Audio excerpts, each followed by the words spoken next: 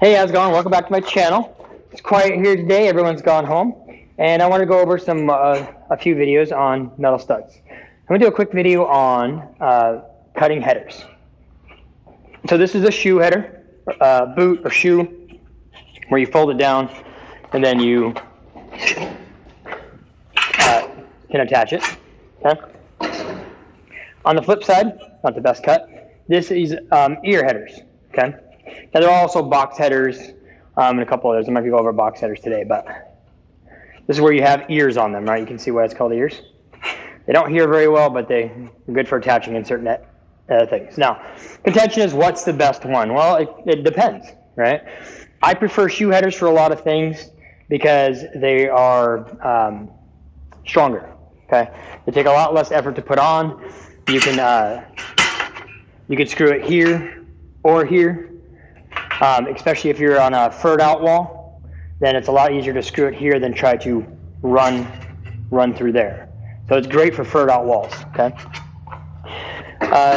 but on a chop saw, this, while you can still cut it like that, you can't get all the way to the bottom without cutting this web. So it's not ideal. So if you have a chop saw heavy gauge material, ears are going to be a lot faster for you. Okay. Great thing about ears too is you don't have to be as precise. Okay, you can be a little out of square, you can be a little bit longer. Okay, and it just doesn't matter. That little gap isn't going to kill you because it just doesn't. Right? You don't have to be super precise with metal studs. That's one of the benefits. So those are the two basic headers that we use most often. Now there are prints. I worked at the airport, and for structural reasons, we had to cut these flanges long enough to reach both king and queen stud. And so we had to cut it long so you could screw one screw in each. And that was a requirement, and it's something the inspector looked out for. Okay, you'd have to be a little bit longer. Okay. When you're doing that with a chop saw, it's pretty quick. Okay, you just chop this, turn it, and slice those off. Okay, just make sure you're using your face shield because stuff can get you. Let's see. But when you're cutting them by hand, what I recommend if you're going to cut ears by hand is you only need to go an inch. I need a table here. We're going to come back. So let's get this out of the way. So we're going to start with ears. It is not my preferred header, but I do use it quite often because, like I said, they all have their applications. So keep in mind, these videos are for apprentices and are journeymen that have come over from the wood side to the metal side. And, all my tricks, you can use them where you like. Not everything I teach is all the time. It's part of being a journeyman is knowing when and where to use these tips. And you just kind of learn that as you go. Now, before I get into this, ask what kind of headers are needed on your job. Okay.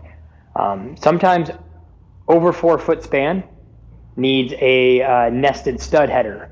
Over 6 foot might require a box beam header. It just depends on the prints and the job. I've seen it all the above. I've seen exceptions to the rule. So when you are assigned, hey, I need you to frame these walls, ask what kind of headers are we using. Some jobs require, and this is another alternative too, is that they require, so you have your king stud, they require a cripple. So you put this here, and they want none of that metal buildup down on the bottom, which is especially seen with heavier gauge metals. And you have to put 2 to 4 screws in the side here, plus 2 screws here, and that makes this how they want it. Okay. So again, it's important to ask those questions. What kind of header do you need? Is there a minimum span? A good foreman will tell you, but a busy foreman might forget. So ask those questions, and you'll be appreciated for it. So when we cut pretend like I know what I'm doing here. When we cut a ear header, okay. Now I recommend only cutting an inch. Now you can do it on the back side. The reason I cut an inch is that makes the math easy. There's no reason to have an 1.5 inch flange that's also going to stick out past your stud and create a cut hazard. You never know when someone's going to need to reach through there. An electrician, the guy insulating, anybody might need to reach through there and slice their arm up. So there's no need to have that unless, like I said, you're required to go over king and queen stud, okay? So I'll go an inch for the math, because if I need to do a 12-inch header, then I'm just going to go 1 inch. I need 12, so I'm going to go 13, 14, nice and quick. And I'll have to deal with mathing out 1.25 inches or mathing out 1.5 inches, which isn't hard, but why not keep it simple, right? And then you would square it across. You don't need to square that one. You just did it. Okay. And now you would line it up. Now I prefer to do that on the inside because that's where my cuts are going to be. So 1 inch. Now this is cutting it by hand. If you're cutting it on a chop saw, then this backside is the best way to go. And you don't need to square it because if your chop saw, and there's one over there, so I'm pointing. Your chop saw should be square, so make sure you check that. Put a square on your chop saw. And if that's the case, you just need a mark of where your line's going to go. And if your chop saw is square, it'll cut it square for you. Why do you need a line for, right? Anyway, so when I cut by hand, I come in the inside. This is what works for me, okay? Now, you can cut this at an angle, or you can cut straight across. A lot of people will go by the angle, okay, depending on which side you're cutting. You see how it's a little harder, so. And that just allows you to get into your material better, okay? And I'm going to cut straight across, and I'm a little under my line. That's okay. It's a great thing about ear headers is you don't have to be precise, you just have to be under your main number, okay? And you'll find the easiest way for you to cut it. And there you go, and that's perfect. And then you'll cut off the other side. This doesn't need to be perfectly square, so I'm not going to use my square.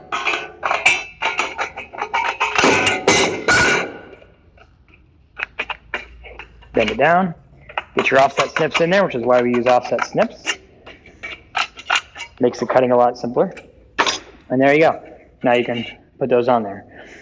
Quick note, when you are giving header numbers, don't say, hey, I need a 14-inch header, take out for the edges, okay? Take out for the shoe. No, give the number you need.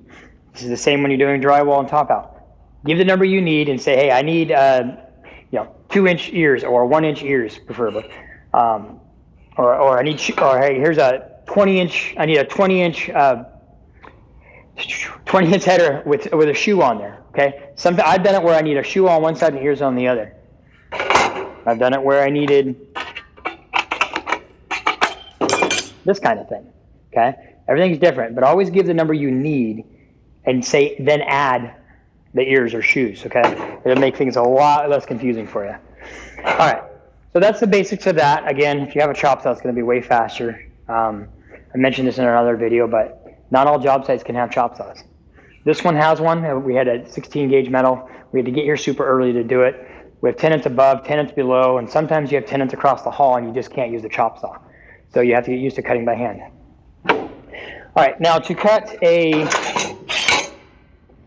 going to use a big track for this because there's another benefit to cutting shoe headers. Let me clear out my mess that I like to do. Don't hit the window. So when I cut I know I need to move over so you can see me here. There are numbers on your square. So if you need to cut back 2 inches, you can just do it here. Okay. And then I can move right into that square cut, line that up. Okay. And then for safety reasons, use your snips. Okay. Now you can measure off that. That's something I was trained to do. It's not typically what I do, but that is what I was taught back in my apprenticeship. What I typically do is I just pull out my tape. I'll come over 2 inches. If it's a 6-inch material, I typically go a 3-inch header, a 3-inch shoe. I don't know if that really matters, but that's what I do. And then to eliminate the math, because sometimes you need, I'm great with numbers. I'm not always great with math, okay? Just be honest about it. So let's say I need a 14.5-inch header, okay? And then I'm going to add 2 more inches. 1, 2. That doesn't need to be precise. It could be a 6-inch shoe. Sometimes, if you're doing a fire damper, you need 12-inch shoes. So again, it's good to know these things. You need to ask. Okay? Hey, I need you to put in fire dampers. Well, do you want the 1-inch shoe? Are they okay with 12? But typically, 1-foot shoe is required. So now I'll go through and I'll square all 3 cuts.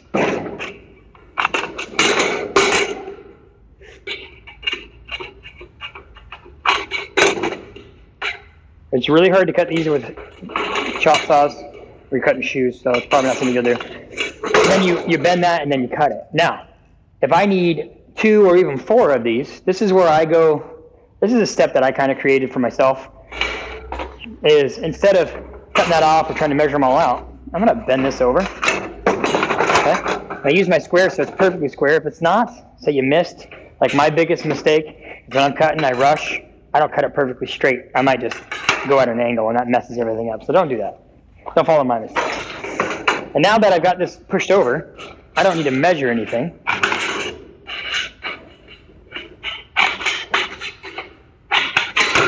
Because I've already got all the measurements done.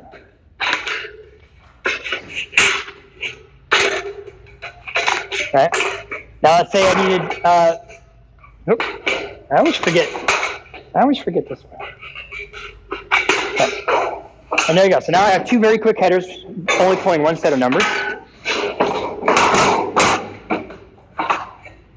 And now let's say I needed 4 of them. Then you would bend it over and you would do the same, right? So I cut it off. Oh.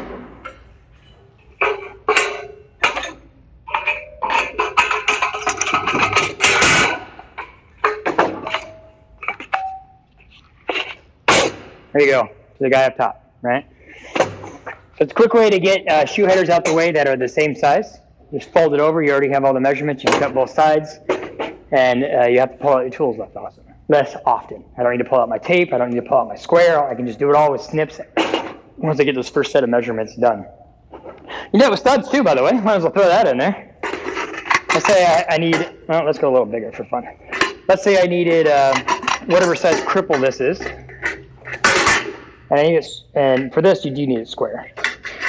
But I need it square for whatever reason. Sometimes it's important. I can bend it over. And then I can do this.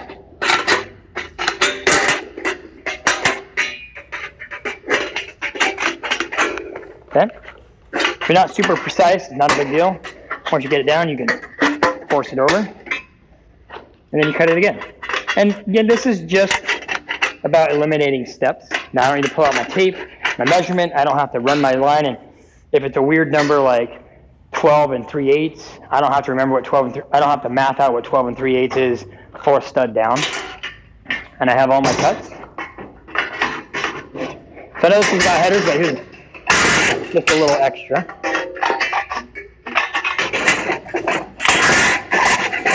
Now I have my headers and 4 cripples, all the same size.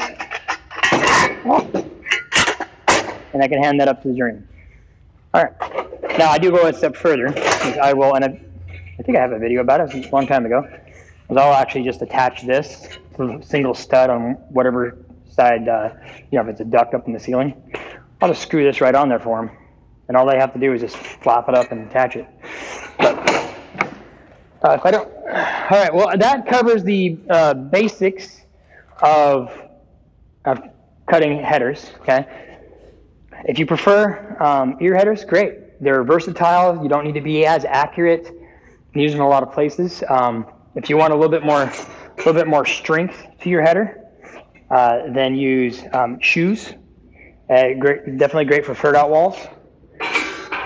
And but ultimately it comes down to, if it's not a standard thing, ask what kind of header you need.